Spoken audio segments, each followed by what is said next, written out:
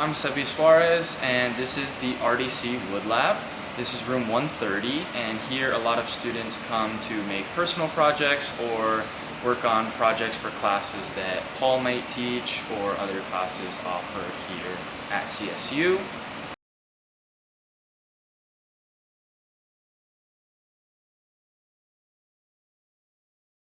Thing you're going to want to do when you come in is to grab a pair of eye protection goggles or glasses. Even if you aren't using machinery, someone else might be, and we just ask that everyone is wearing them when they walk in if machines are in use. There are earplugs here if you'd like. Some of the equipment can be pretty loud at times, so up to user discretion. The biggest important thing is to be safe in these labs at all times, whether that's to protect yourself, your peers, or just the machinery itself. A lot of this equipment is very expensive, and we try to keep it as nice as we can for others. So when you're getting ready to set up and use your equipment and you're ready to start cutting something, the first thing you always want to check is that your hood vents are set to manual. It will be really loud and it'll take about 15-20 seconds to heat up. And then when you've done that, then we'll check one other quick thing before we're ready to start working on. In order for the dust collection system to actually work, these need to be opened, and that is the first step before using any of the machinery, making sure that this is on, and then we can move into other things which other videos will cover.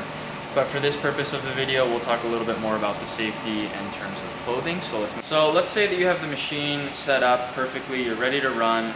Let's talk about some of the big no's that I'm doing right now. So the first thing that I would say is I have these long baggy clothing or sleeves that can get caught and sucked into the machine. We don't want that, so we can go ahead and take this off. And then number two is if you're wearing any rings or bracelets, you'll want to take those off. Those can be catch points and can pull you in. If you're wearing necklaces like myself, you'll want to tuck those in. Other things like hoodie strings, either tie them or tuck them in as well. That can be useful. If you have any long hair, you'll want to restrain that in like a ponytail or a hat of some sort, just so that anything in the way of these blades that can suck, especially in some of the other saws that rotate into the machine, you want to stay clear of any of those hazards.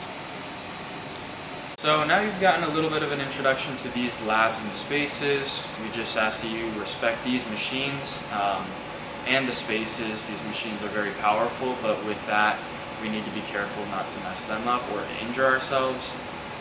Make sure that you are always staying with the machine until they're fully powered off, that the blades aren't rotating anymore or parts aren't moving.